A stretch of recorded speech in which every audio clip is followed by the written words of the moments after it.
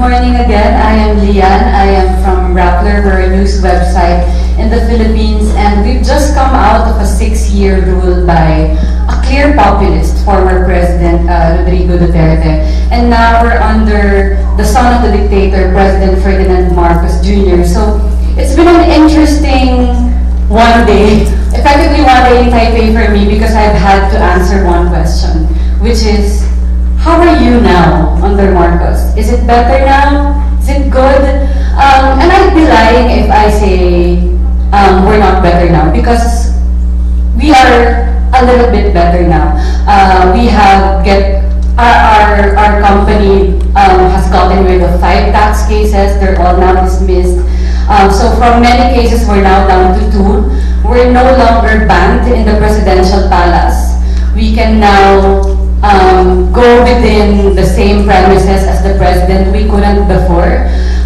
So we're better now. But what I will try to present this morning is how we transitioned from a clear populist to someone very ambiguous. So he's the son of the dictator, so he has a lot of interest in making himself look like a very democratic leader.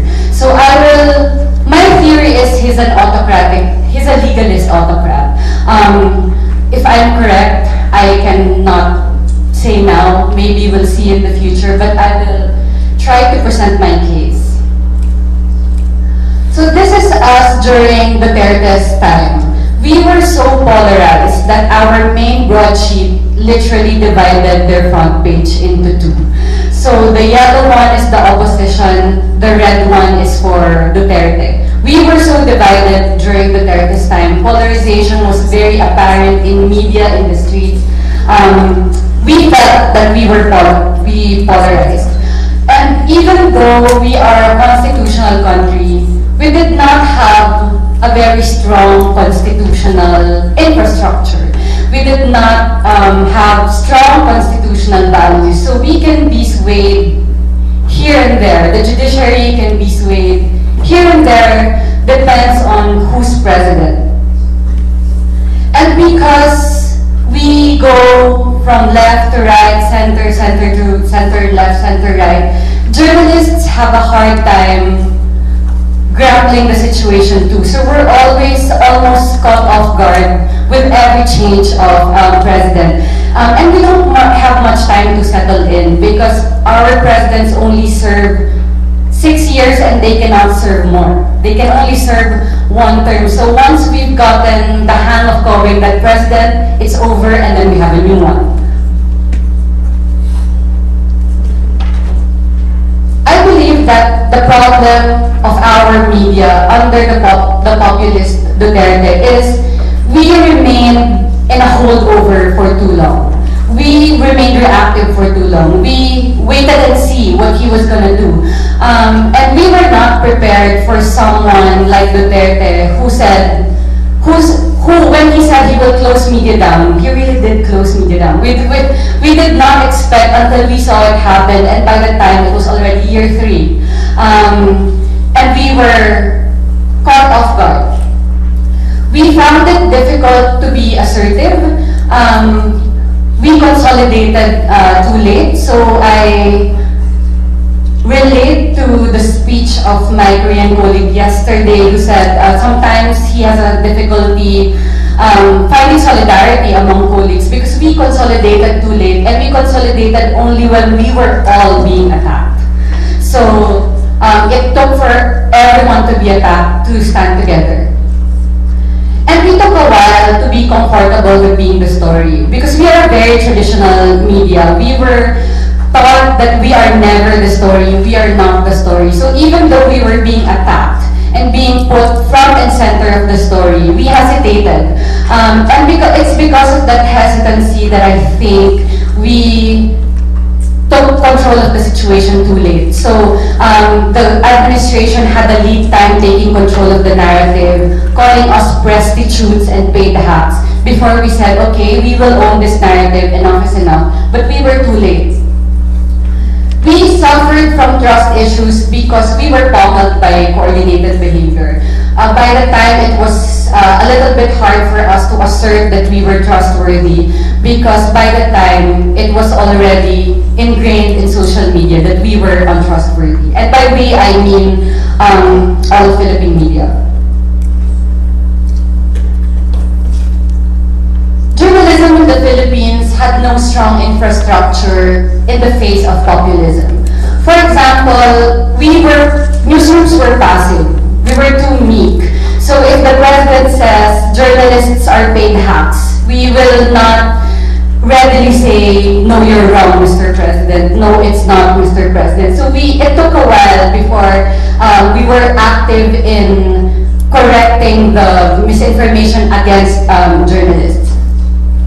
Philippine media still suffers from low pay and contractualization, especially in big networks. So if you have underpaid and overworked reporters, you cannot expect them to always be in the front line and fight a dictatorship because you barely have enough energy to think of what food you will eat today, how you're going to get to your next coverage. So we have very low morale across the board. And if you have low pay, low labor condition, and low morale, you don't have the incentive to produce good quality work. So you tend to be less critical. So if you are an underpaid reporter in the province, what incentive would it be to produce critical reports against the governor? It will make your life difficult more than it already is. So there's no incentive in being very, very critical. Journalism in the Philippines tend to thrive on access. So we don't have much, but we have access to power, and that sometimes let us produce our own stories for the day so that we are not admonished by our editors. So we protect access a lot. And because we protect access, there's no other incentive to be critical. We also found that one of the proof against this weak infrastructure is that I covered the Marcos campaign, and a handful, I can think of four. I can think of four other reporters who covered the Marcos campaign with me, who joined his team in the palace right after the election. I don't know if that happens in your country, but I found it very strange that those who covered the campaign worked for him later on, like days after. This is like a side-by-side comparison just to illustrate my point that we had a weak infrastructure against a populist like Duterte. So this is Duterte's brand of populism on the left. He thinks short-term, he's swift action, he has less preference for slow politics. And that's why in his campaign against drugs, he doesn't have any interest in tackling it from a health perspective or a poverty perspective. He just wants to kill. I will kill drug addicts. And on the other side, we have a kind of media where we impose quotas on reporters. So one reporter, quota 5 stories a day. No less than 5 stories a day. So if your chief executive is short-term, swift, shortcut, and you have to meet 5 quotas a day, you also do not have interest in following long-term journalism, right? You're just gonna, if he says, I will kill, you quote it, he will kill, and you move on to your next quota. Duterte's brand of populism is also a performance of crisis. It's what he did with the war against drugs. He painted the Philippines as it's a jungle where everyone is a drug addict, walking like zombies, and all Filipinos are vulnerable. That's how he painted the campaign against drugs. And we have a Philippine media who has a preferential taste for dramatics, for sound bites, for those that will make you watch and stay on the channel. So if you have a president who will swear and shout profanities with every sentence, the media is captured because he's feeding what the media wants, which is the dramatics. Duterte also also rejected the political correctness of the elite. He doesn't like words like consultative governance, freedom of information. He doesn't like all that. He's your, if you're a problem, I will kill you. If this is a problem, if business is the problem, I will remove the business. That's how Duterte was. And Philippine media, we had the purest view of balance. We always believe that there's always two sides to a story, and each side deserves the same space, or deserve the same airtime. So even if Duterte makes really wrong legal takes, we will give him the same amount of airtime as the one who's contradicting the legal take. And that kind of infrastructure really didn't stand a chance to this kind of populist who enjoyed high rating until the very end.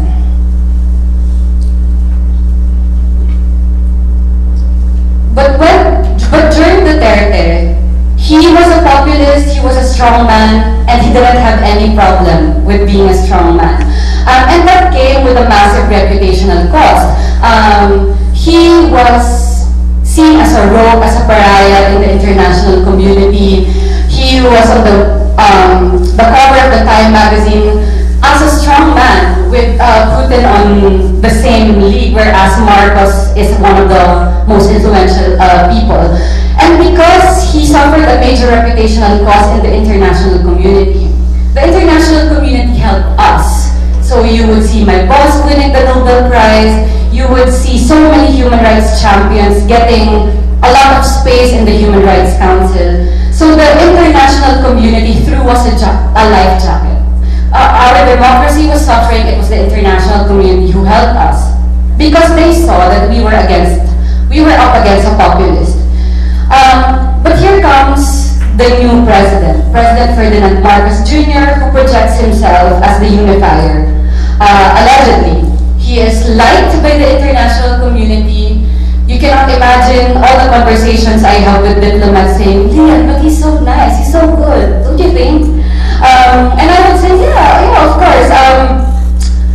He enjoys good coverage sometimes from the foreign press, as you can see that very good feature by the Time magazine. And I believe that he loves the democracy project, including journalism, to complacency, because he's so ambiguous. He's neither left nor right. We don't know if he's center. He's progressive on things like divorce, but he's conservative on things like freedom of information. He is very tough on China, which the Filipinos appreciate because we didn't get that from Duterte. But when the Chinese Coast Guard brandished clubs this week against Philippine Navy, Marcos was softer. He said, we cannot classify it as an armed attack. It was just a misunderstanding. So the Filipino people was taken aback. What happened to our tough-talking president who was ready to defend us against China at all costs? So some political analysts see it as, oh, it's because he's maintaining good diplomatic relationship with the Americans because we have a mutual defense treaty with the Americans. He doesn't want to put the US on the spot to defend us against China. That's also good analysis, but I will throw in another one. Marcos and his family still has some pending cases in the United States. He has a standing arrest warrant for contempt, and that contempt has appreciated in value, so he has to pay hundreds of thousands of dollars if the US decides to activate all the cases. So is he maintaining is he looking at it from a geopolitical perspective, or is he looking at it from what would protect his family's interest best? So Marcos is definitely not a populist. The only populist policy he has done so far is to replicate his father's market program, where amid inflation he opened a market with very low prices accessible to all. That was his only populist policy, but he is not a populist. He's not like Duterte. But is he a legalist autocrat? What are the signs of being a legalist autocrat? Number one, legalist autocrats disarm the critics to allow them to entrench their rule. President Marcos throws a lot of crumbs to the human rights community. For one, he revised the entire drug war policy. So under Duterte, police were empowered to knock and say, are you a drug addict? If you are a drug addict, I'll take you to rehabilitation center. And police are authorized to neutralize, which meant in practice to kill drug suspects. So Marcos has revised the whole circular. It's now more human rights sounding. It's very nice when you read it. But when you look at the fine print, police is still authorized to do intelligence and extraction of information. Are they still allowed to knock? We don't know because he didn't put the word knock. So that's a sign of disarming the critics, which is the human rights advocates. Legalist autocrats also consolidate power differently, so they're not called authoritarians. As we see, Marcos allied with the Duterte daughter, but now has broken up with the Duterte daughter. But he didn't fire her. She resigned. Marcos also hired into his cabinet opposition members. Legalist autocrats also go out of their way to avoid the unflattering comparison to villains. So he makes it a point that he doesn't look like Duterte. Whereas Duterte bans reporters, Marcos takes reporters to the presidential plane. Legalist autocrats also govern in the name of their democratic mandates. And legalist autocrats repurpose rather than abolish institutions. So in the Philippines, we have a Presidential Commission on Good Governance. It was set up with the specific function to go after the ill-gotten wealth of the Marcos family. So Marcos becomes president 36 years later, but he doesn't abolish the PCGG because that will make him look like a strong man. What he does is he says, PCGG is now expanding its mandate, so we'll go after the ill-gotten wealth of all government officials. Which is not necessary because we have an anti-corruption task force, we have the office of the ombudsman, we have offices to go after the ill-gotten wealth of every government official. But he cannot abolish the PCGG. We also have the Commission on Human Rights, which was also established to address the human rights violations of his father. So we are closely looking at the CHR, how they will evolve under the Marcos rule. Which leads me to my last slide. If we were not ready for a populist, are we ready for a legalist autocrat? Let's see. The peace is now restored in the Palace Peace Corps. Nobody's being banned, nobody's being closed down, nobody's being sued. We're all happy, we're all welcome. But access is still heavily dangled. You don't get to ask questions. They select who get to ask in the press conference. You submit topics in advance. And everyone who submit topics, not everyone get to ask. And now sometimes they ask for the same exact wording of your question. So if you want to throw in a question there, you have to deceive the presidential men into thinking you're gonna ask the safest question, and then you ask it. And then you suffer the consequences. You're not invited to the next press conference. So if you want to have a peaceful life, you do what you are being asked to do. I don't know if you saw, ABC Australia, an Australian anchor interviewed President Marcos, asked him tough questions about the family's history. And the Filipino people said, why can't Filipino journalists do this? And I want to say, every Filipino journalist who has tried to do that has been blacklisted from their invites, from their mailing list. We don't get to ask the questions. So it's a little bit hard for us. I mean, an Australian anchor can go back to covering Australian politics, right? Doesn't have to interview Marcos again. But we have to deal with these people for the next 6 years. So that makes it a little bit difficult for us. So Filipino audiences believe that Philippine press is not capable of being critical, but we are, and we have done that. But Marcos, I believe, has some subtle ways of lulling us into complacency, and we are only into year 2, so we're still trying to see how we can better deal with him. My only vigilance is that we are not totally lulled into complacency, and he doesn't declare, hopefully he doesn't declare martial law also. Thank you so much. Very well said. Thank you, Anne. We just take 18 minutes to show us such a critical situations. And now it's your turn. Anil, Sasi. And you also has honor. All right. Okay. Very critical situation. So it's a heavy Sunday morning. Try our best to that. And ready? All right. Thank you. Yours. Thanks. Good morning. I didn't expect such large numbers on a Sunday morning. So I'm back to the perspective from India, and I relate so much with what Lian said in terms of what's happening in our country. Is a lot of things are similar, and as I go by, I'll probably refer to them. The first thing that's very clearly evident is that polarization is increasing. And while polarization by itself might not really be a problem, the issue of dehumanization is, for a diverse country like India with multiple forces, region, caste, region, the last thing that you want is fractures within the society based on these lines. And polarization, tends to do that, but dehumanization really takes it a step further.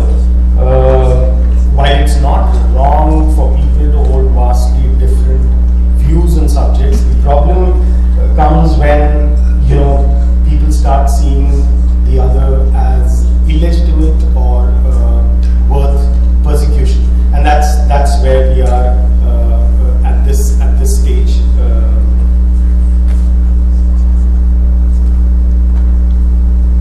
Just a few things that author and philosopher Jason Stanley had listed out as traits of ultranationalism.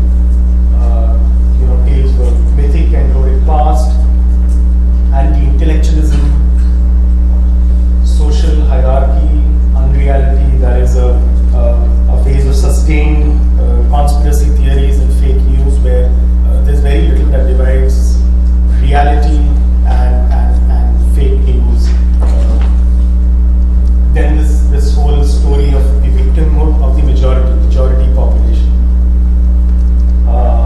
Projection of a certain section of society as a threat to law and order.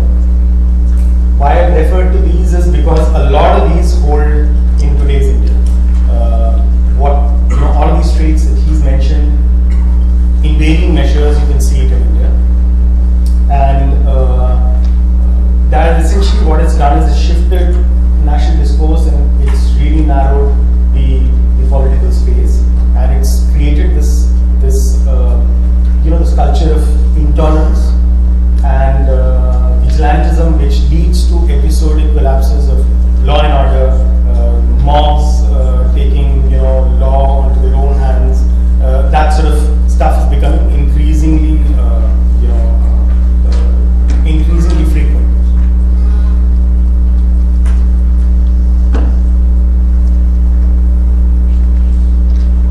And so when it comes to majoritarianism, look, India is not an exception. We see this in other geographies. Lian's talked about the Philippines, Ain talked of Thailand. But clearly what is evident is that the polarization is essentially on various grounds, including national security, nationalism. What it's leading to is that the other institutions that are supposed to act as checks and balances, they are faltering. They are being targeted. The press is obviously an easy target. But then there's a judiciary, there are other independent institutions like the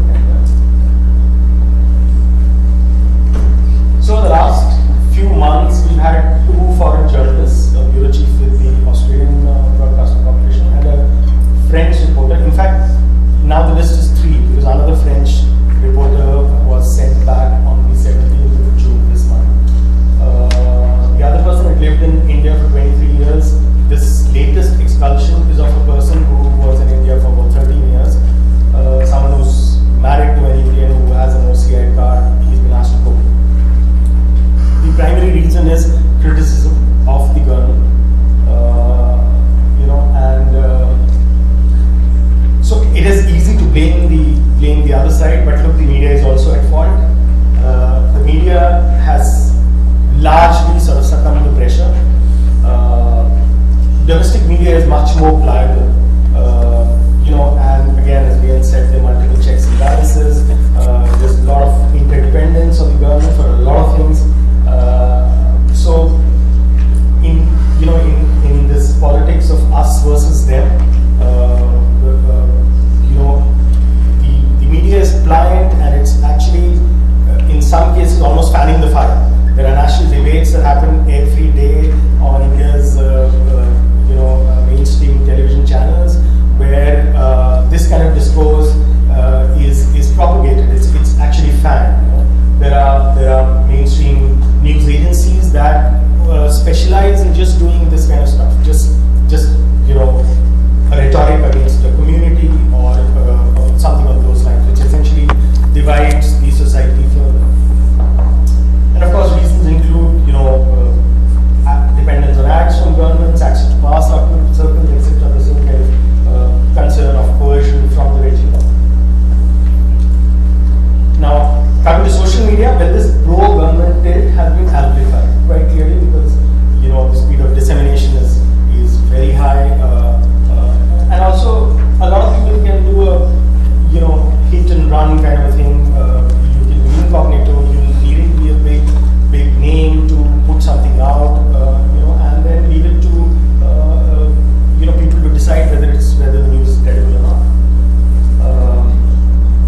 The other change that has happened is that a lot of the big social media companies like Twitter, for instance, who would take action if something were to be flagged to them, have completely stopped doing that. One reason is that India is a big market, and they earn a lot of revenue out of that. The other reason, with specifically to Twitter, is that there's been a change of leadership, and post Elon Musk, this kind of fact checking, this kind of intervention, that's really stopped. This is it's there in the presentation. Again, instances of where Twitter has stood up to government pressure, but that is sort of ceased. So that's stopped. This is in the thing, so I will not go into details with the positive time. So strongman governments. Well, again, as we've seen from instances in other countries, it is very much more insular, and press freedoms are increasingly curtailed. The whole focus is on building the strongman's image. A lot of the media sort of indulgence in that, flourishes tributes on the great leader, and those who don't, when they stand out, and there could be, it's possible that there could be some sort of action on them just by virtue of them standing out. Just a case in point, these are the two manifestos. One this is of the ruling party, the BJP, Bharatiya Janata Party, which is in power, which has been in power from 2014. In 2014, we had a total of 11 or 13 people on the manifesto. It's down to 2 men now. And the manifesto itself is called Modi's Guarantee. Modi is the Prime Minister. So it's just all of this power sort of being centralized under one person. But this is not a trend that is limited to the ruling party. This is the main opposition party. They had some 6 or 7 people earlier. Now it's down to 2 men, of which the person on the left is seen as a contender for prime ministership. Whenever it happens, they just sort of narrowly lost an election, and so they'll probably be looking into the next 5 years of BJP. But this is not, again, it's not something that's a trend. It was a trend that was started by the ruling party, but this is there in other states as well. In West Bengal, there's a different party in power, and the chief minister went after a cartoonist because he put out a cartoon that showed her in a slightly sort of funny, disparaging way.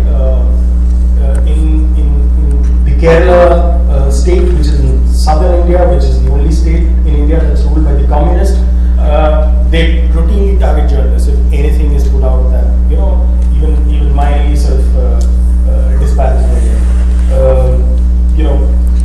Again, going back to Lian's presentation, between the Philippines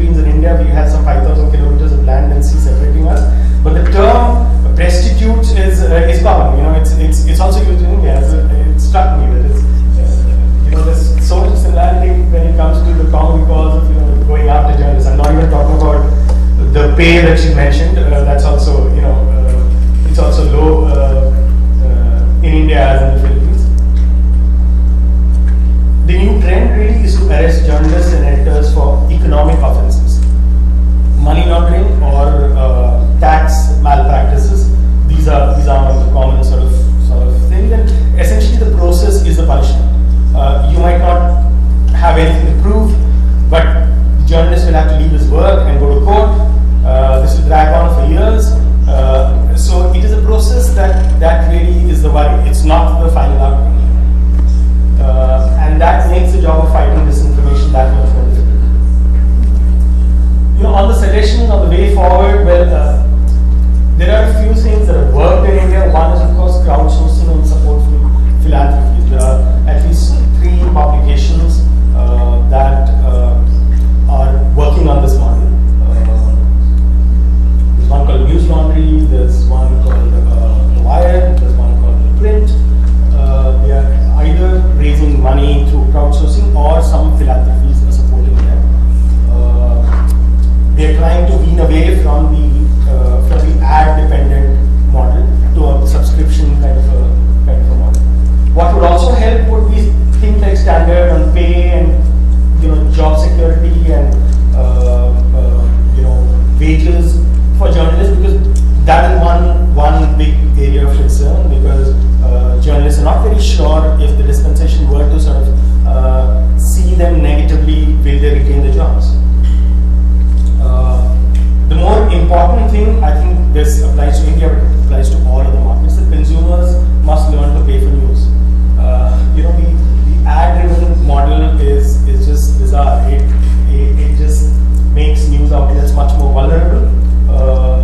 And if they genuinely value press freedom, well, you have to pay for news just like you pay for your toothpaste and soap and all other consumer goods. A couple of things that we've taken a template out of. Finland's National Training Initiative, where kids are taught early in life, media literacy through gaming studios. This has been tried out in Sweden. And lastly, the Taiwan model. That's something that's been discussed. In fact, it was not discussed by us, but there was a fact-checking forum in our country that was supposed to put out a presentation on what are the ways forward, and that's where the Taiwan model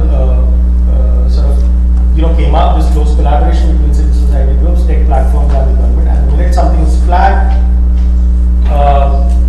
the government also would intervene if that were deemed to be something that can cause problems in society. Finland, Sweden would be other examples, some of them that I mentioned earlier. The only issue there is that India is a much bigger and more diverse society, and unlike Taiwan and some of the other Western European countries, it's a low trust society, so a lot of things that need to be initiated have to come outside of the group. That's the way we see it. Thank you so much. Thanks for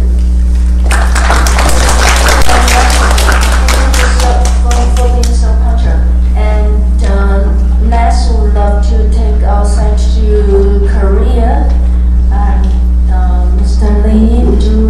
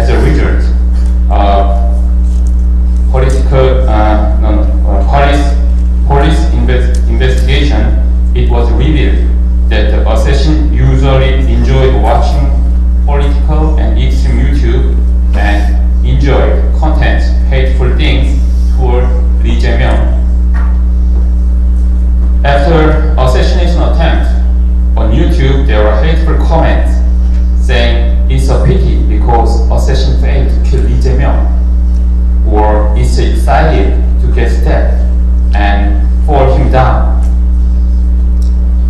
He insists usually providing basic income to people, monthly $170. So people opposed to basic income criticize him as populist and a kind of communist. But regardless of supporting him or not, it's a terrible and extreme crime. Assassination attempt on Lee Jae-myung is reminiscent of assassination attempt suffered by former President Kim Dae-jung in 1973 while he was an opposition leader. There hasn't been an assassination attempt on politician in Korea for 50 years. This is for first time in 50 years. It's a kind of proof democracy regression in Korea. The same goes for freedom of speech. These photos shows a popular mask and popular mouthpiece in Korea these days. The people in suits showing hands are the presidential bodyguard. And the people who were dragged away with their mouths silenced were, first picture is opposition party lawmaker who were suggesting to President, please change the direction of administration. And second one is university graduates who were saying, please increase research and science budget. The third one is a doctor who are saying, we don't agree extremely increasing the number of medical school quota. Are these words going to be dragged out with their mouths shut? I don't think so. It should not be happening because Korea is a democratic country. Currently, the authorities in Korea are unwilling to listen to opposing opinions or criticism since they were elected through democratic elections. They think that they will do as they want. It's a shut-up regime. The prosecution regime force silence the people, even though it's now year 2024. This middle photo, the white hair man is Kim Yong-jin, the CEO of Newstar Media, a representative independent journalist in Korea. He also was invited here year 2018. His home was searched and seized in December last year by police. And the left photo, the newspaper company, was also searched and seized. And right photo is my company, NBC, was also searched and seized by police. Whenever raids occurred, reporters are protesting and picketing against the police. The victims are journalists who write the critical article to the authorities. So I think you can guess what the current situation of media in Korea. In year 2022, the US State Department described in a draft human rights report for my company is violence and harassment. You will guess who is the perpetrator and who is the victims of violence and harassment. Now, the method suppressing the press has been changed based on the democratic procedure. This is an attempt to revoke media approval. Currently, the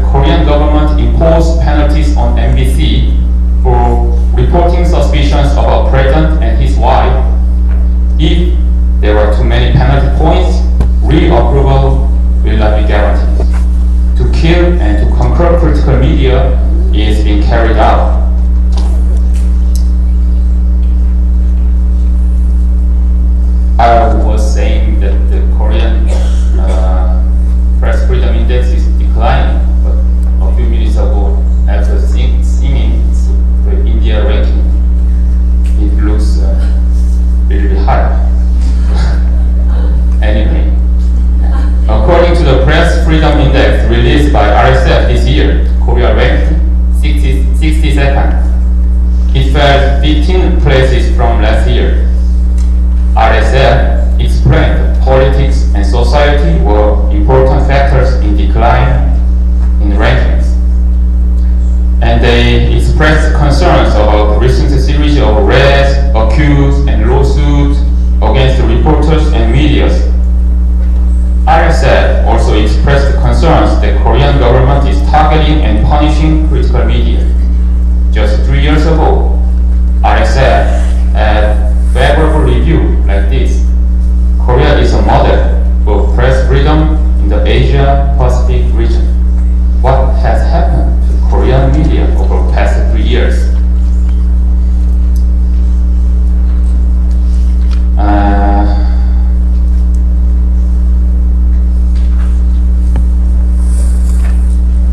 I say to Chinese, 法治法治对法治. Thank you. Currently, Korea administration emphasized the rule of law as a prosecutorial regime. However, the current situation, I think, is not the rule of law, but ruled by abusing the law. Many people are asking whether the rule of law in Korea actually guarantees freedom and human rights. This is asking whether the law only reflects the interests of the ruling groups or not. If it's elected, it can be considered always democratic power, right? Rather than becoming a tool of populism, journalists need the courage to reject obedience for power. I think this is an era of disconnection and hatred. Not only the media, but also international community, climate, economy are things all stained with the disconnection and hatred. In particular, critical media seems to need peace rather than freedom. I hope the media and journalists will see that peace is guaranteed without victim to hate crimes. Yesterday, I said that inclusiveness is necessary in diplomacy. Korea's domestic politics now also needs tolerance. Polarization in politics, society, and media prevents high-quality discussion and development. It's terrible to think that political polarization will continue into the next generation. The rule of law is not about investigating and imprisoning opponents. Oppression births another oppression. Korea looks now democratic in form, but actually not democratic in contents. It's a repetition of indiscriminate accusation, separate investigation, in the sense that if we investigate, anything will be reported and eliminate our political opponents and critical media. As a result, critical media and journalists in Korea face judicial risk and their positions are precarious.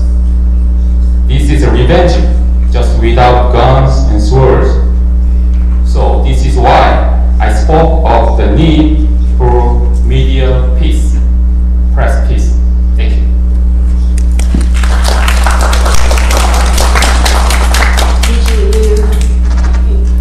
You were on stage 3 times, and every time you raise a lot of shocking news for us. And please be ready for your speech. But because as I remember, Korea, you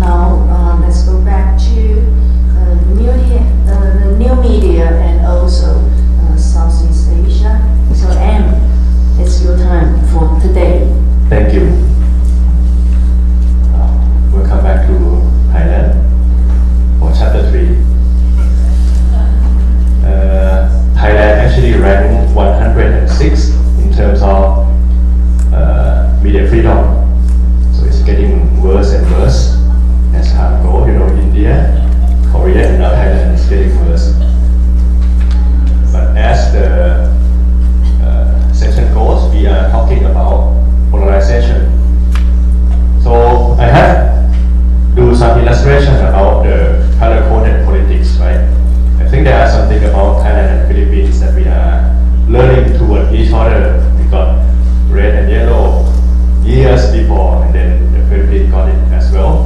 Not sure it's a good thing for us or not, but that we have that thing in common. And today, 2024, they are friends now. They are making good ally against the orange side. As mentioned about this. This is about all.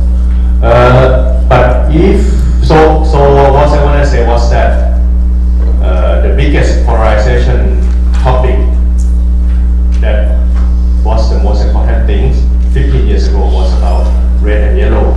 But deep down that is all about the most important institution in Thailand, which is the monarchy. So for now, in my opinion, I think the country has become less polarized as time goes. One factor being the media, digital media, that allow people to interact with each other.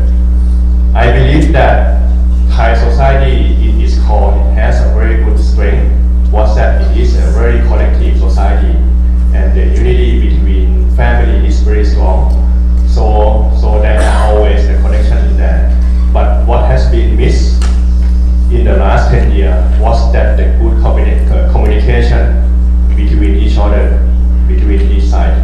So in the last 5 years, there are so many progress in terms of polarization. There are so many gaps that has been bridged. But if there's anything that is still a big gap, is this topic is the less majestic. Article 112. This is a sign that young activists, the question was asking, do you agree with Article 112? So it was agree and disagree.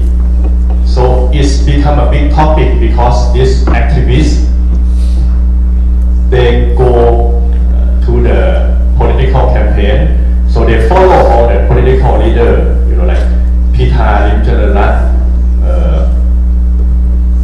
Shinawat family, Setha Thavisin, to ask this question, and it's become a big news. So whenever this topic is discussed, it's become the most polarized topic. But at the same time, I would say, like I said, there are so many good things that happened in the last 5 years. What are those?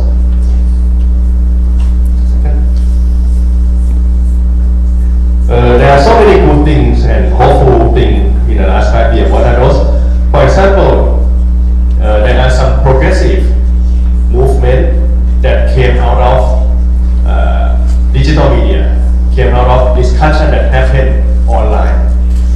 For example, in the last week, I think a lot of you have heard the news that Thailand has just passed the same-sex marriage bills. I think this is the, absolutely a good news. And this kind of things happen because it's been a healthy conversation online. So in the past years, back when I started my job as a reporter, if we want to discuss about this kind of thing, and back then, when it was only 6 television, the old media, I would say the old media. So if I'm a reporter and I want to present anything about LGBT, the editor would say, no, you cannot do that. But in the past 5 years, what we do is that we put a video on Facebook. Even the editor said no, even the owner of the media disagreed, but you can get to see a massive sea of comments in a positive way that support LGBT rights. So this kind of movement and this kind of change in paradigm happen across sections. LGBT is one of that. In Thailand, we used to have, we have to cut our hair like military when we go to school. So we have a movement against that. It's called Naklian Leo. It's actually translated to English bad student, but it actually the bad student is a campaign against all values in education. So they want to reform a lot of values. So one thing is that LGBT, the is, educational reform. We have passed. This is controversy. Some might see it as a progressive, some might see it as damaging the country. But we have passed cannabis laws. So it's come out of the climate of argument in the online sphere as well. We are also on the way to try to reform military as well. So young people in Thailand, we have to spend 2 years in the military camp, and we want to try to make that voluntary system rather than forcing people to be in prison, to be in military camp. These are just 4 examples of the things that we can do with online media. That there are so many things that we discuss and making progress in terms of laws and political movement, right?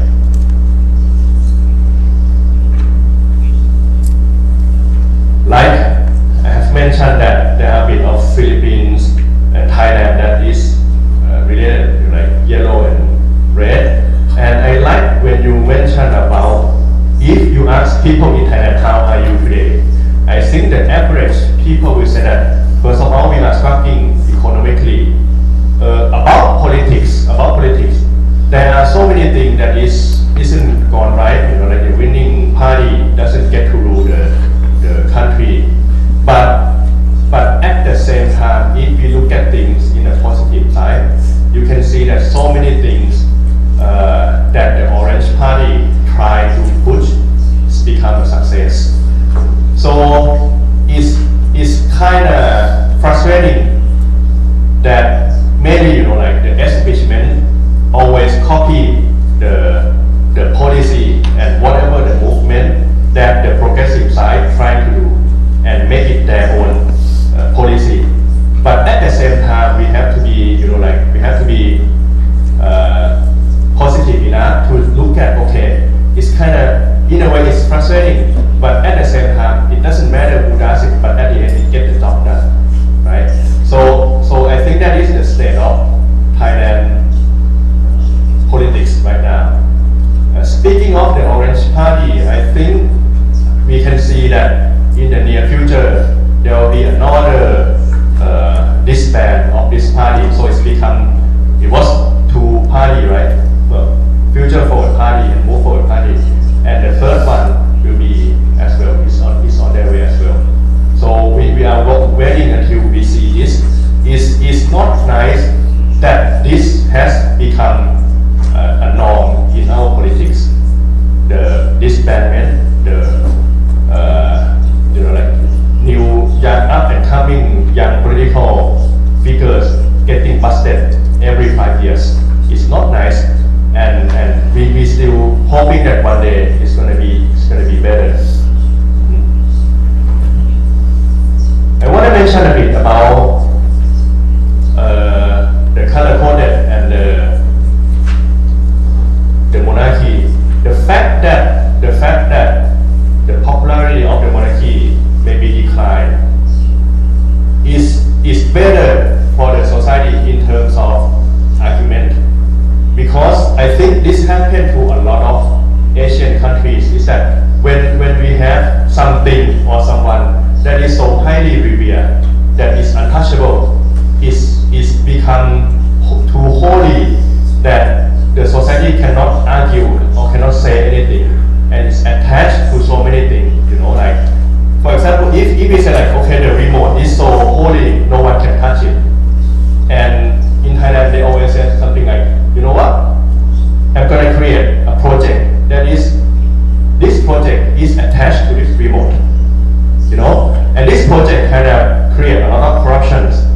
So people cannot say anything about the corruption because this project is supported by the remote. This is what happened in Thailand in the last 2 decades. And the fact that the remote isn't that holy anymore is become ironic. If people are going to say that, okay, this project is supported by the remote. You know what I mean? So there are 2 sides of argument in every aspect. And what I can say is that in the last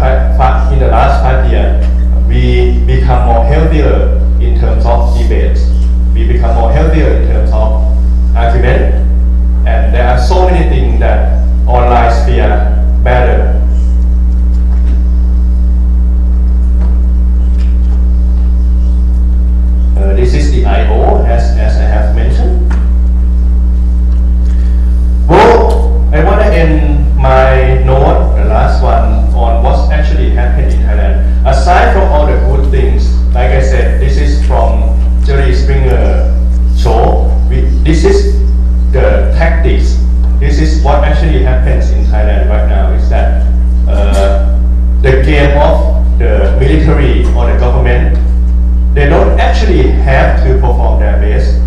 They don't actually have to be outstanding.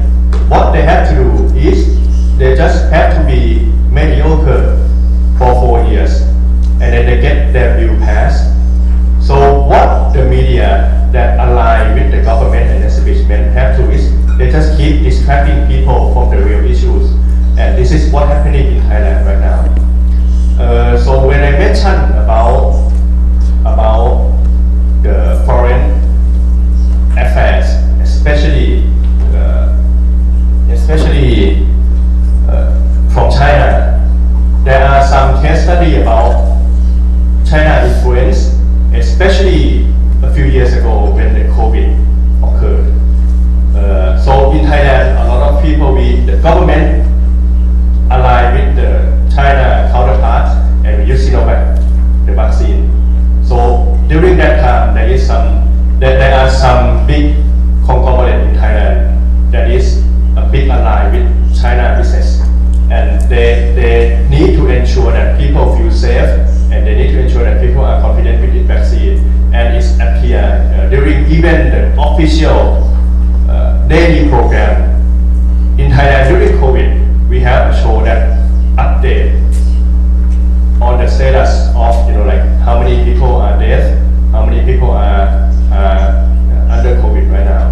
So whenever the program ends, it will be this kind of like propaganda video that says about the Sinovac vaccine is good and people should behave in certain way to survive this together.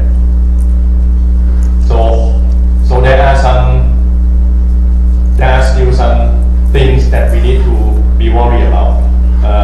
In my opinion, there are still a lot of things that we can be hopeful. We have to wait. If you ask the question like, if it's not the battle between red and yellow, then what is the battle? Is then I would say right now the battle in Thailand is about the new and the old, right?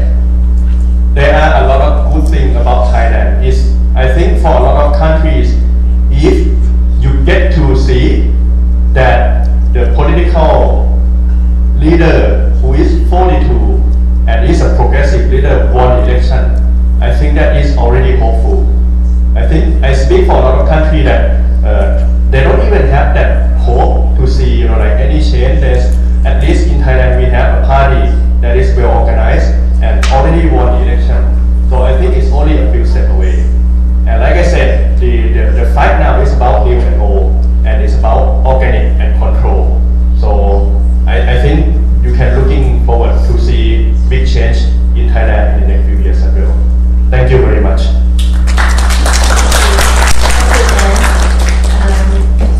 To my surprise, and you mentioned some China's influence, which I'm going to ask you. Next, let's invite Dr. Liu Jia-Wei 教授，他要跟我们来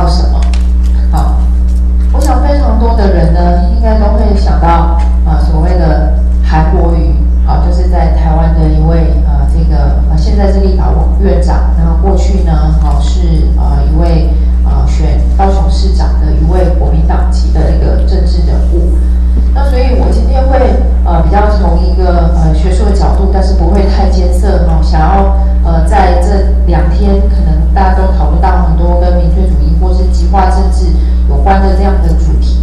那我从一个学术的角度，我觉得今天主办单位把我排在最后一个是蛮好的哈，就是听完了这么多的这个实务的分享，那我可以来做一些重整的整理。好，到底民粹主义是什么？那它在网络上发生的一个现象啊是怎么样的一个情况？所以我会分享一篇我自己的一个已经刊出的一个论文啊。那从我的研究缘起来谈。那进一步呢，要谈到民粹主义的不同的面向。好，那研究设计的部分呢，我会很快的就谈过去。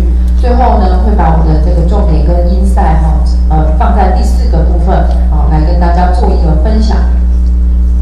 那为什么要研究社群媒体上面的民粹主义？因为我们知道像是 echo chamber 这些东西呢。它在社群媒体上面呢，使得相关的讨论、相关的仇恨相关的这个反精英的情绪扩散得更快。所以我觉得从这个数位的媒体上面来讨论这件事情呢，是更加的适合。那当然，近年来呢，民粹主义在全球是蔓延的我们看到非常多的文献其实现在已经不只是知识爆炸，连学术论文都爆炸。我只要输入 Populism 跟 Populist 这2个关键字，在所有的学术的资料库里面呢，有都读不完的东西。那它的这个民粹主义都集中在美国或者是西欧就我们认为先进的民主国家里面，都已经是这个 Populism 非常的多蔓延，还包含了这个拉丁美洲就正在新兴的这些民主国家里面。所以台湾当然也深受了这个影响。包含了2018年韩国瑜所兴起造成的这个韩流的效应，以及2020年呢，蔡英文在处理这个内政跟两岸议题上面讲的这些抗中的这些民族主义的用词呢，也都被归类为这个民粹主义那所以我们有一个 term 叫做digital populism， 就是数位的民粹主义，用来呢把这一些事情。放在一个架构里面来讨论。那这个数位民粹主义它包含了什么样的一个特征比方说，政治的决策的核心呢是包含大数据的专家的，就是看数据来进行政治上面的判断，看民意。好，那你说这个有什么不对吗？但是如果这个太过分的话呢，就会变成一种民粹主义。接着呢，第2种就是在社群上面，媒体呢。社群媒体里面串联极端分子，散播仇恨言论跟这个假新闻或假讯息。接着是政治领袖呢，是非传统、非典型的精英，所以他通常是有一个魅力领袖在里面。好，那依循这样的架构，我就来分享这一篇呢，民粹主义在台湾我用网络大数据分析的一个研究他刊登在台湾政治学刊里面。好，那在民粹主义众多的讨论里面，我想这个 Angus 他2017里面所提出来对于民粹主义的这个讨论的 dimension， 我觉得是非常清楚，而且是可以被操作化的。他说，民粹主义就是一套思想，一套思想，所以它会是一个意识形态，它会发生在左派，也会发生在右派的意识形态里面都有可能。那他强调人民主权还要为人民发声然后攻击精英排斥他人而且他会拥戴过去共同的理想。那当然只是发生其中一项呢，并不会太严重，但是如果这5项呢同时都发生的话，就会非常的严重。其实我刚才在台下听各位讲者在讨论的时候，我想到一个台湾最近因为国会改革引发的复议，现在要释宪。可以举一个例子，当大法官释宪要公布的那一天，如果我们的民众到了司法院去做抗议，他们不相信大法官做的任何的这个释字，我们相当对于这个争议的政治的这个议题去做释宪。那理论上在民主政治，这就是最后一道防线，就是大法官说了算。但是很有可能我的民众呢，就是什么呢？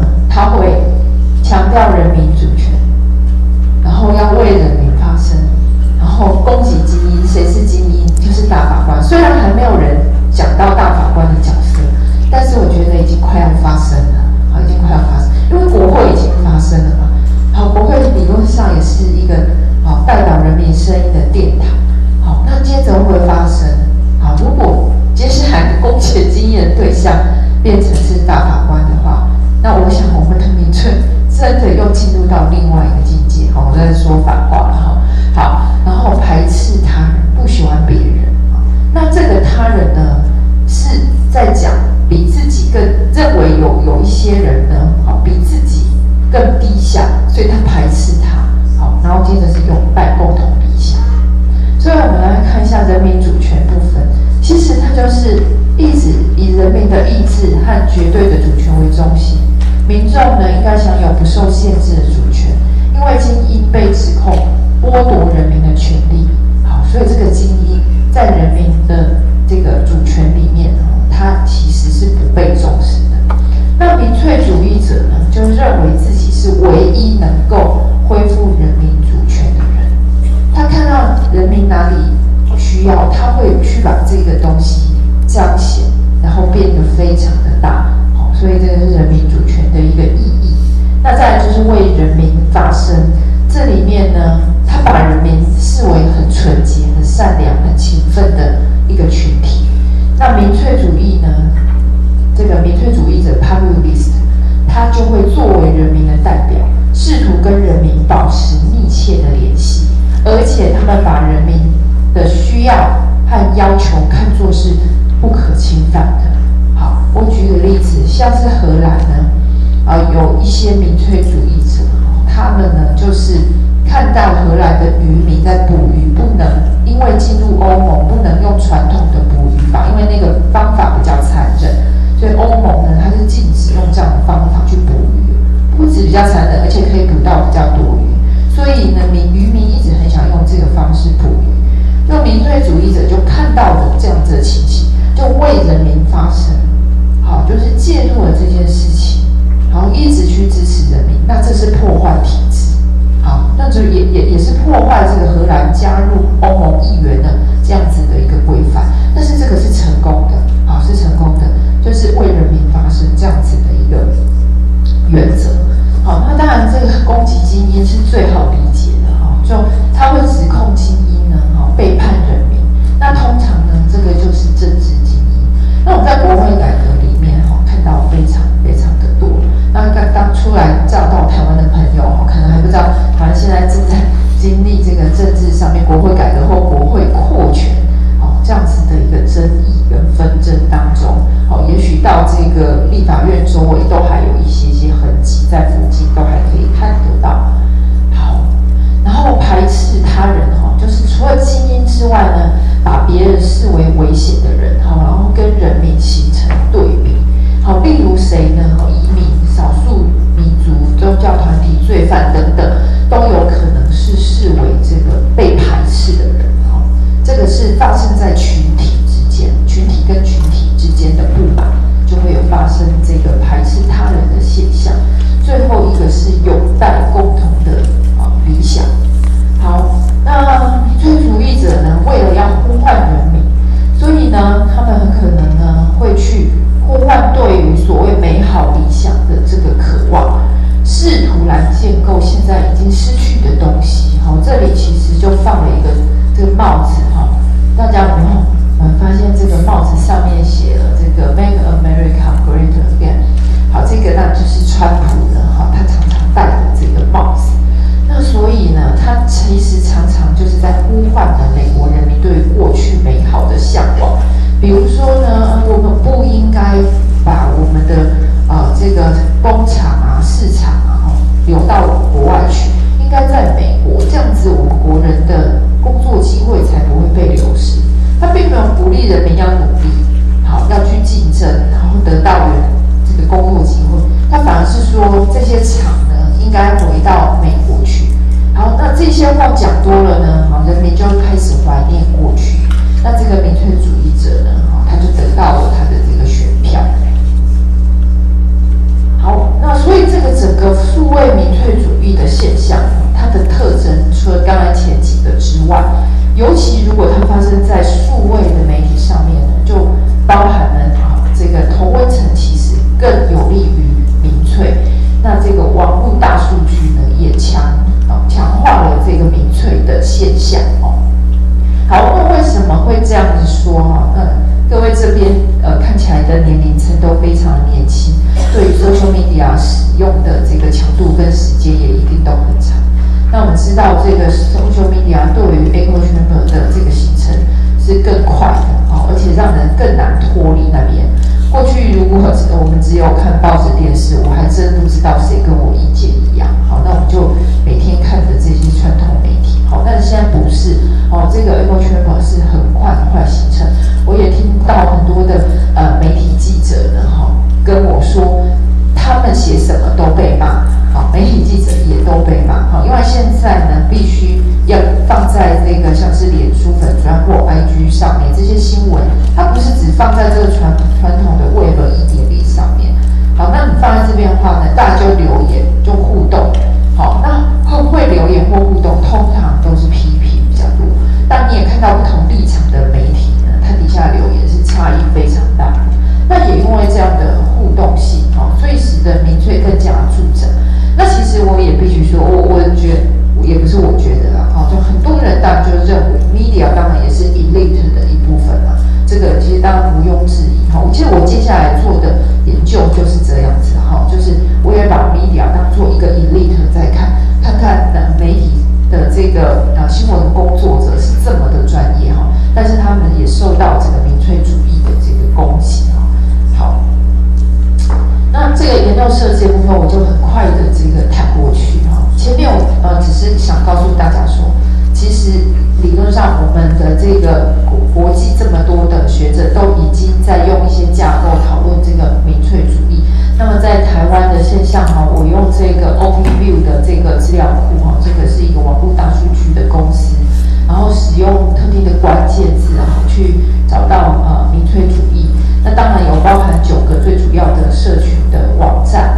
那我分析的期间就是2018年到近期的这个2021的公投的结束这么样的一段时间那选择的时间当然就是跟比较重大的政治事件是有扣在一起的。好，包含了9合1选举，然后到2021的这个公投期间。好，那这是9个的社群网站就比较重要的部分都纳进去。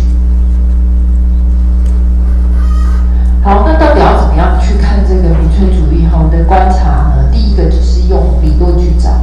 好，那理论绝对是不够的，因为理论并不会使用网友使用的字眼。好，那第二个，所以我就要依照这个议题去找。这个议题就是说，我必须从这个资料里面、网络的大数据里面去看我们的网友怎么样去讨论这个议题，所以要从他们讨论议题去找到关键字来讨论。好，那主要呢，在这个强调人民主权部分，可以给大家看一下这里面。好，比如说这个灭绝人性、草菅人命，他们都讲到人民的主权，然后罔顾人民、谋杀人民、残害人民、祸国殃民等等。好，这些就是一些在讨论人民主权的这些议题。然后为人民发声，我那时候实在觉得这到底要怎么翻译我就没有翻译打脸可悲痛苦骗人、诈骗这个好一大堆这样子。好，那很多都必须在这个台湾网络的语境下面才能理解。如果不太常看网络的人，大概很多也不见得会知道这些是什么。好，那后面当然就更明显了这个我已经不太想念了这个念出来可能这个就有所的形象这样子好，大家看一下攻击基因。好，然后再来是排斥他人也非常多这样子。好，我这个也不能念念的话我会被断章取义。今天我都在这边讲脏话然后再来就是拥戴共同理想，这个其实就是怀念蒋经国、亚洲四小龙、中华民国780年代的时间。好，那当然这个研究呢我自己觉得比较重要的这个贡献应该就是找出这个关键字的部分。那最后想要利用最后的时间跟大家说一下，因为这几个面向就同时发生，当然就是台湾的社群媒体的这个民粹主义是严重的。好，那当然我就发现说如果同时5个出现的情况是不多，好，那2出现的是比较多。那至于3个的部分呢，以及4个的部分也是有的。好，这里我来跟大大家讲到这个结论是说，如果同时出现人民中心主义，还有攻击精英及排斥他人的这个主要的议题都是这个韩国瑜遭到罢免的时候出现的最多那其他的组合就没有超过也就是说，我觉得台湾民粹主义算是有的，但是并不是很严重。那它是发生最多的情况是在这个反精英的这个情况当然也可以看到秀出来的这个关键字反精英的是最多的。好，那至于所谓 anti-establishment 就是反建制的这个部分，并不是很常见，就是我们只有讨厌政治人物，但是没有到讨厌民主政治。好，那这是以上呢对于台湾经验的分享，谢谢。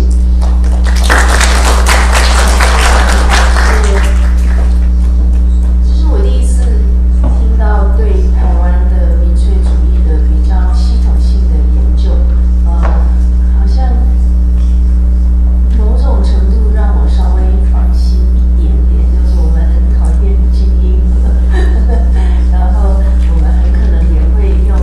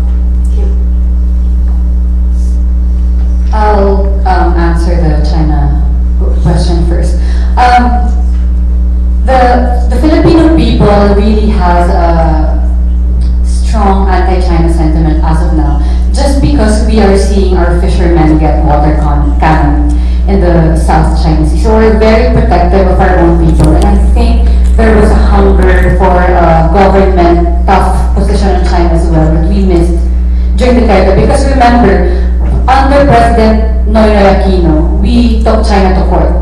It was headlined as the David versus Goliath, and we won in the Permanent Court of Arbitration. Then we went to Duterte, who says that Xi Jinping is his best friend. So there was a hunger for defending our fishermen in the South China Sea. So that President Marcos is tough on China is making him really, really very popular among Filipinos.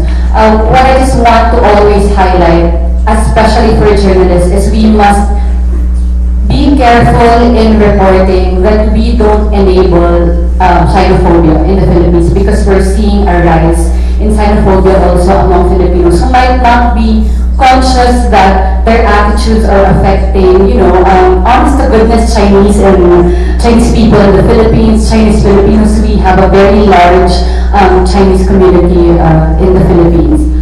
And to your question on how journalists can sneak in questions, I probably would not be the best person to ask because I've been banned in many press conferences. But my personal experience is I've developed a diverse network of sources, so you get to be tough on the principal, but you maintain really, really good relations with subordinates. So it gets you to the door. They don't necessarily guarantee that you get the microphone, but at least it gets you to the door. So that's what I strategized in the Marcos campaign. The higher ups would like for me not to be anywhere near President Marcos, but I will make friends with the lower ranking people. So they will send me the location and I'll be there and I'll just try to sneak in a question. Sometimes it also helps if you pick your battles. So there are stories that are very, very small. So you can just let it go to build trust, confidence. So you keep quiet for a week and then go punching the next. So you conserve energy also. And this I find really effective, but I don't know if it's the same with non-Filipinos. I try to appeal to their sense of legacy. So I will frame some questions and some topics that will appeal to the good person in them. So if I'm asking a lawyer, I would say, you taught constitutional law before, right? So is this what you taught your students as well? So they sort of have second thoughts about what they're gonna say next.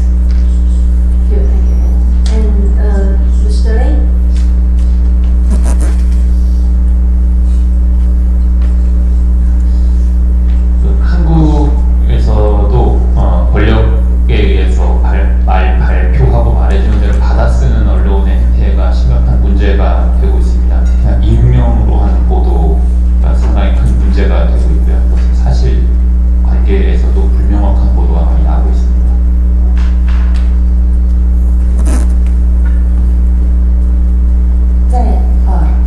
其实在韩国其实也算是比较，现在是因为权力在这个政治方面的这个权力是比较大的，因此呢，我们也可以看到韩国的很多媒体是这样子，就是说现在他发表什么就是什么，也就是说他喂你吃什么你就只能够吃什么这样的方面。那还有一个是媒体的那种报道上很大的一个问题，就是都并没有表示他的这个资讯的来源，也就是他都是这是某人士表示等等，用这种方式来做。 래플러가 대통령 쪽에 못 들어가는 것처럼 한국에도 아예 들어가지 못하는 언론사가 많이 있고요. 저희 MBC처럼 퍼블릭이지만 들어갔다가 쫓겨났다가 들어가서 쫓겨났다가 반복하고 있는 언론사도 있습니다. 그렇기 때문에 관계 설정이 쉽진 않고, 그래서 더욱더 내부 취재 제한이 있기 때문에 외곽에 있는, 바깥에 있는 취재원들을 통해서 외곽 취재로 그것을 보완하려고 노력을 하는데 쉽지는 않습니다. 像我们也知道那个菲律宾，我们现在那个 rapper 他就是没办法进这个总统府这样子，没办法自己去做这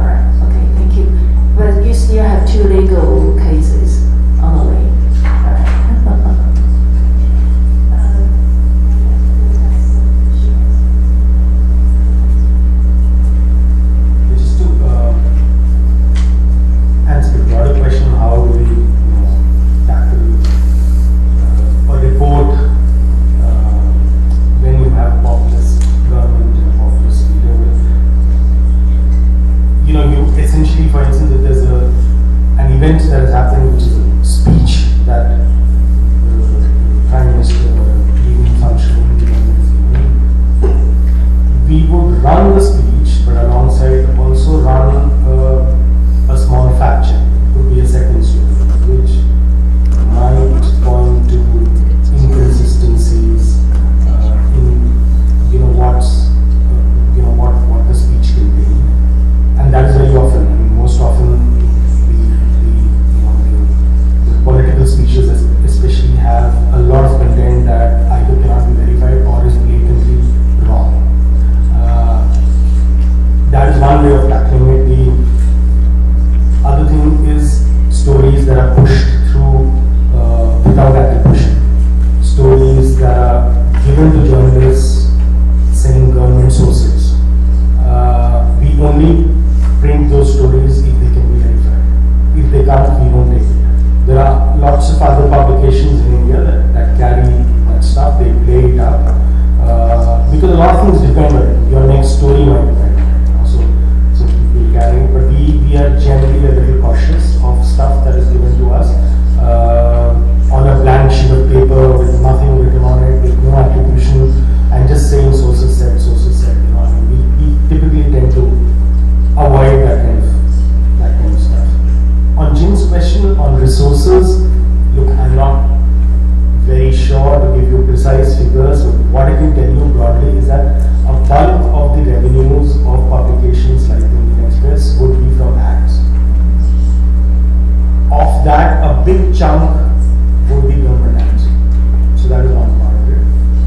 An increasing amount is also coming in through events. A lot of news organizations do events, conduct events, or are partners in events, and that is an additional source of income. The third source of income, which organizations are increasingly focusing on, is subscription revenue.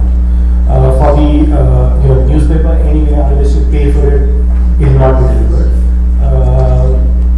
But for the online stream, we are increasingly trying to push subscriptions because that helps you to de-link from your vulnerability or dependence on ads. And in that process, you also get to know who your reader is.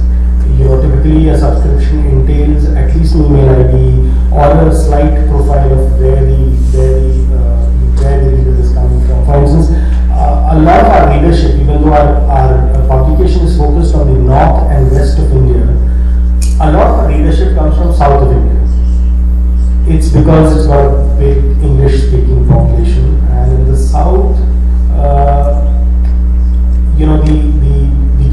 the current government does not have much inroads. So people are much more respectful of information veracity to confirm if the information is true or not. So interestingly, that sort of information you only get when you have subscription data, and that is what the focus is, to de-link ourselves from the dependence on ads and to move towards subscription.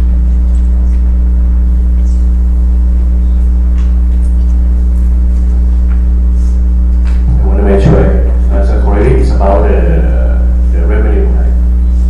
Okay, so media in Thailand, we get revenue mainly from four sources. So it's media itself, the event, the merchandise, and academic costs. So it's four sources. For the first one, for the media, split into two categories mainly. It's a platform and advertorial, right? So the platform is coming from YouTube, Facebook, etc.,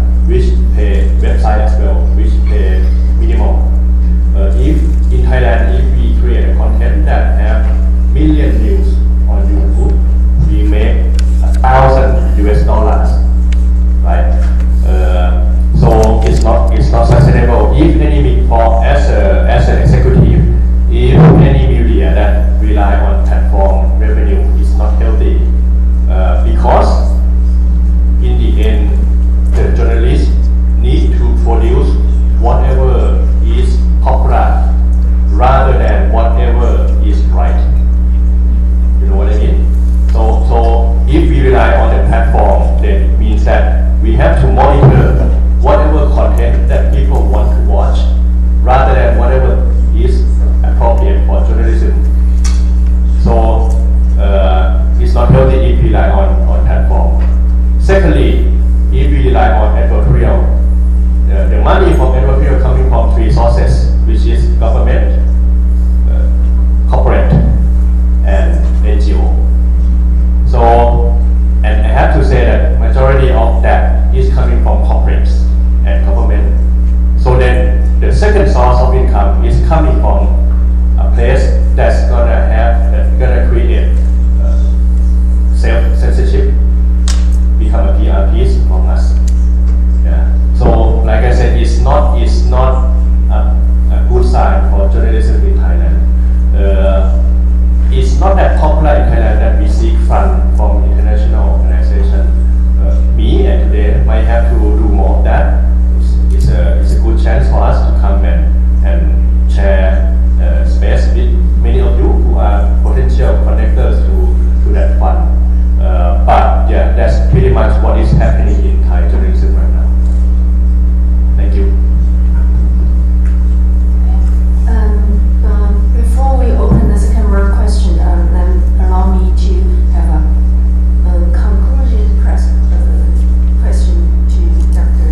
Jia-Wei, because 在你的论文研究里头，你提到反精英，然后刚刚李奇柱先生的回应里头也提到有些媒体是所谓的政治人物的宠物，然后另外我们刚刚也都讨论到了，因为媒体还是要赚钱嘛，所以请问你的研究里头有没有发现，在台湾我们常用的叫做御用记者这样的一个现象？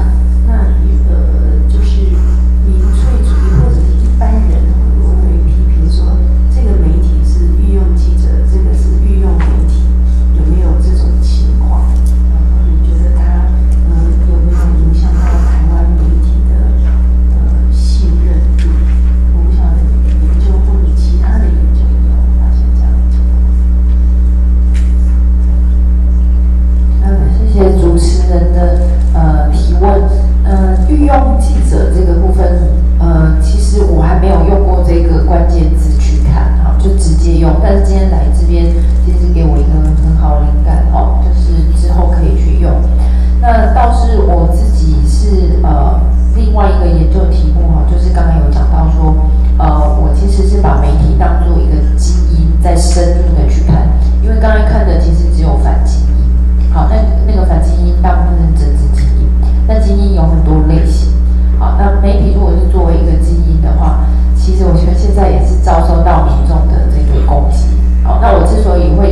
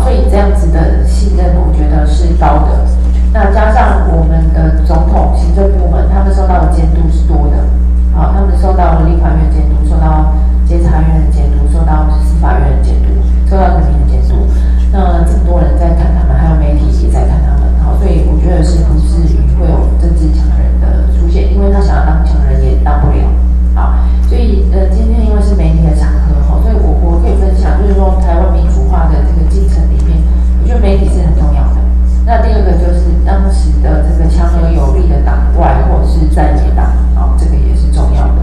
所以强而有力的在野党跟媒体之间的这个互相合作，我觉得在民主化历程当中是重要的。那如果媒体呢，就像主持人讲的，如果能取得呢人民的信任的话，那我觉得这个名气可用就是可以不断的 rising 那对于这个所谓强而有力的执政党的监督力道会更强。谢谢。Now we are open to the. All right. Good. I already see two hands, and so make your question short, and if necessary, I would love to invite the third questions, if possible, from Hong Kong media or the media under pressure. And so Chery, 雪莉第一，然后 Chris 你第二，然后如果还有的话第三。Oh, all right. This gentleman, the third one. So, sure. Okay. Thank you. I would like to ask Mr. Li. You said that the government used the law as weapon to mute the media. So far, do you have any solution to unite with other foreign media? And can we, the foreign media, do anything to help? And the last question is for the friend from Thailand. Actually, we have seen a lot of immigrants from Myanmar journalists and from Hong Kong journalists. They go to Chiang Mai and establish their media. So is that possible for Thailand become a Southeast news hub? And what do you see? Because you have mentioned a lot of good side in the past 5 years. Can we see the bright side about the Southeast news hub? Thank you. And then Chris, please. 心理是民主基金会的 Chris， 想要请教刘家威老师，就是民粹主义跟媒体这两个，如果以韩流来说，可能会有两个观点去看，一个是就是民众很喜欢韩流，所以媒体要去报道，或者是因为媒体的报道加深了韩流。不太确定说从老师的角度来看，作为媒体在民粹主义的浪潮当中应该扮演什么样的角色？是如实的反映这样子的浪潮吗？还是应该去抵抗这样子的浪潮？谢谢。And could you introduce yourself? Hello everyone, I'm a rookie freelancer, so I'm here to interact with everyone. So I would like to ask this simple question, but I'm very curious about this simple question. That when we are talking about polarization, it's usually about two parties, and just two. Thailand has red and yellow. USA has blue and red. And Taiwan we have blue and green. So when we, because, excuse me, I'm a little nervous. But we all know that triangle is the most stable shape. So how about can we build an environment to nourish the third party? Yes, and Taiwan we have the third party, but I'm curious about other countries' situation. Yeah, and how can we build that environment? And if all of this is not possible, why do we stay that way? All right. Good question. The answer will be short because we have only 5 minutes left. So, Mr. Li, you first, and then questions, then Jia-Wei, and then, if possible, we have the other, the last one. All right. Thank you.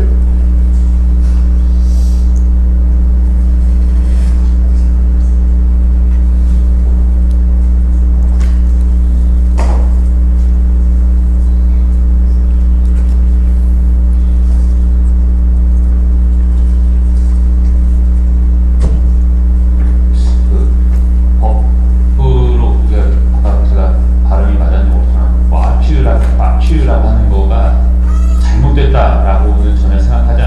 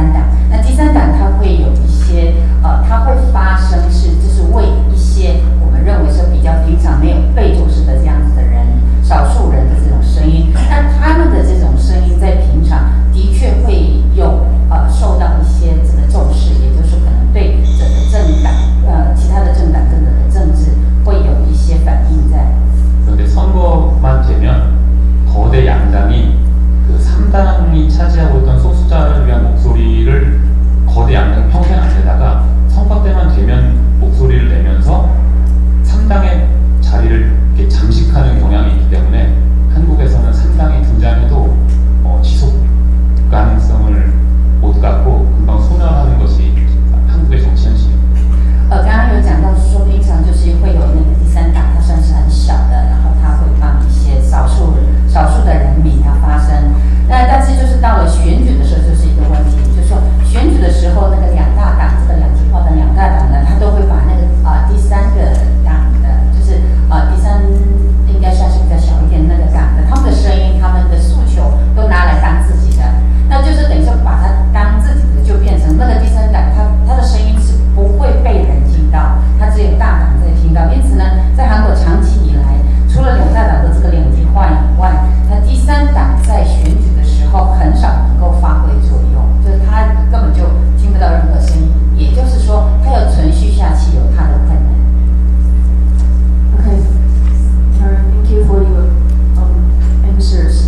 Allow me to have another 10 minutes because the question is so good and the answer is so good. So, Yes, about Thailand or Chiang Mai become a base of Asia journalism. I said, why not? Aside from being the editor-in-chief of Today, I also a host of a show called AM Hour. So that's my name, AM Hour. You can YouTube it, and it's an English-speaking interview. I have mentioned this because I was a journalist for 7 years, and I granted cheating scholarships and study in the UK and worked with the BBC for 2 years. And after that, I came back to Thailand, and I have founded this news team that in the last 3 years, we have actually sending our journalists. In fact, there are 3 of them that received the same scholarships. I've mentioned this because we have English, so there's no language barrier. I believe that with our capability to communicate in English, there's no language barrier. Secondly, with digital sphere, there's no boundary in terms of physical. So what we produce in Chiang Mai or Bangkok can travel across continent to New York, Tokyo, and London. So that's our ambition. So that's why we produce a lot of English-speaking content based in Bangkok. And a lot of my journalists, they receive scholarships that is based on migrants, immigration, and human rights. So they have all the knowledge that is equipped for them to start news team in Chiang Mai. So I said, why not? Thank you. Is there any colleagues from the Taiwan Plus here today? I saw some from RTI. I'm very happy about that. Thank you. Then Jia-Wei Liu, please answer. 有得到一个问题哈，我们民主基金会的这位先进组提问的，好，我的想法很简单哈，就是说这个韩流部分呢，可以分成2个部分来处理，就是媒体它其实是有可以做纯净新闻的处理，另外一个部分是它的所谓 feature writing 的处理，好，所以呢，它可以用这个纯净新闻的部分来报道事实是什么？事实就是现在韩流正在崛起，好，那这个是他要处理的，他也必须报道真实。但是如果他对这样子的现象呢，他是有意见的，他是有不同看法的，那他可以在他的评论来做处理。好，谢谢。Now I would love to invite Anil and Anne to have 2 minutes conclusion. All right, Anil first. The gentleman first.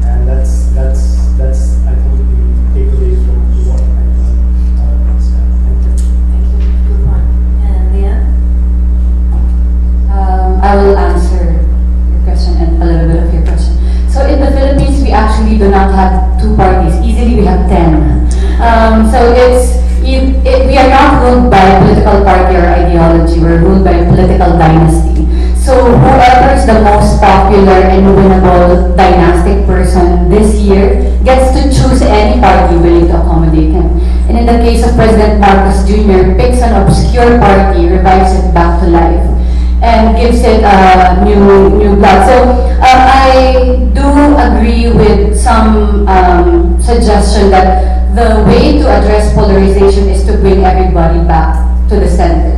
And in the Philippines case, the central idea is always family. The Filipino always thinks about what's best for my family, what is best for my children. So just to relate it to your question, how to cover strongman rhetoric, I believe it's really crucial that reporters have an expertise so that they can spot a wrong statement and immediately and confidently report it as wrong.